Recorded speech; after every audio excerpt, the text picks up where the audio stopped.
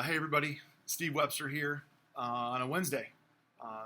Grateful to see you again. I've been thinking about this time with you for the last few days. I heard somebody share some thoughts from Luke 9 in the last couple of days, and I haven't been able to stop thinking about it. And I wanted to kind of just visit that. In Luke 9, starting in verse 51, Jesus has set his face to go to Jerusalem, which means that he's determined to go. He's just, his face was set. He's determined to go. He's got a purpose, and he's setting it out. He told his disciples in Luke 9, two other occasions before this incident, that he was going to Jerusalem. Things were going to go badly with the leadership there. He was going to get arrested. He'd be killed, and then he would rise again. So that's what he has already told his disciples will take place. And I was just looking in the context of Luke 9, all of these things that took place before that interaction in verse 51. And it's remarkable to watch the disciples just fail and fail and fail and fail all throughout this passage. Starting in verse 28, there's Luke's account of the Transfiguration. Transfiguration is this remarkable moment when he goes up on a mountain. And Luke tells us it's at night, and he is metamorphosed in front of Peter, James, and John. He's changed. His clothes become dazzlingly bright, and he's praying. And the disciples, Peter, James, and John, before all this takes place, they fall asleep. So they, in the middle of this supernatural, transformative experience, they're just sleepy. Incredible stuff. Then they get to the bottom of the mountain, and they meet the other disciples, and there's a man there who has a son with an unclean spirit, and he tells Jesus, I came to your disciples with my son who has an unclean spirit, and asked your disciples to cast the unclean spirit out, and they couldn't do it. And then Jesus says, you faithless, he says to them, you faithless and twisted generation. And I think he's talking about the disciples, that they just don't have eyes to see what they should see.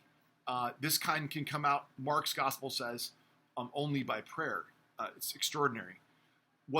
So then he foretells his death and his resurrection again, and it says in Luke 9:45, they didn't understand it. They couldn't perceive it, and they were afraid to ask. So this confusion and inappropriate tiredness and lack of faith. Then they have an argument after this in Luke 9 about who is the greatest. It's extraordinary stuff. Jesus figures out what they're doing and takes them aside, and he takes a little child and says, whoever receives a child like this in my name receives me. So don't think about being first will be last in my kingdom. So it's an upside down kingdom. John says after this, same chapter, right before the incident we started with, John says, we saw somebody casting out demons in your name, Jesus, and we tried to stop him. Jesus goes, don't stop him. The one who is not against you is for you.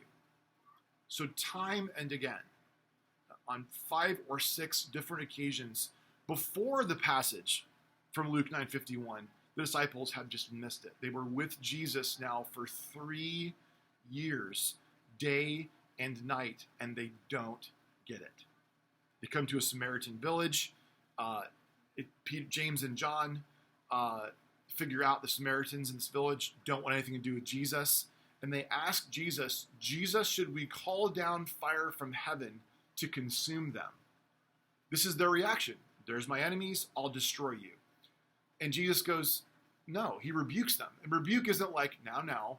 Rebuke is a strong, raised voice, like you're being rebuked. And they went on to another village. The thing I'll share with you from all this, friends, that I've been thinking about for days now is that if the disciples were with Jesus all this time and they missed it,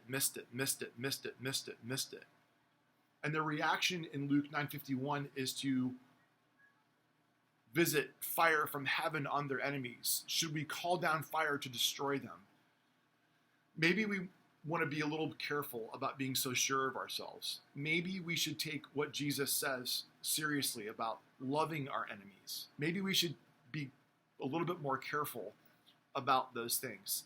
And if those that were with him, friends, for this amount of time could be wrong in that way, maybe we should be a little bit less sure of ourselves about whatever it happens to be. There's a lot of people in the world today who seem very sure of themselves and they couldn't be wrong. And I'm reading Luke 9, and it's all half a dozen instances where the disciples were just wrong, that they were mistaken, and no humility. And this passage isn't really about humility, but man, it screams humility to me. So friends, I would just encourage you in your interactions with people, if you don't think you could be wrong, then maybe check yourself in that conversation. You could be wrong. If you start the day in that way, I'm going to have conversations, sometimes sharp conversations today, and I could be wrong here. God, give me the grace to admit it and to be open to correction. So Luke 9:51 is the start of that story, down to verse 56, and then all the way through it. So good to be with you again today, friends. God bless you. My encouragement to you is to be self-aware, practice humility, especially during days when we're all a little bit on edge. Know yourself and be humble. Be open to the fact that you could be wrong about whatever it happens to be, and take a lead from the disciples there. Have a good one.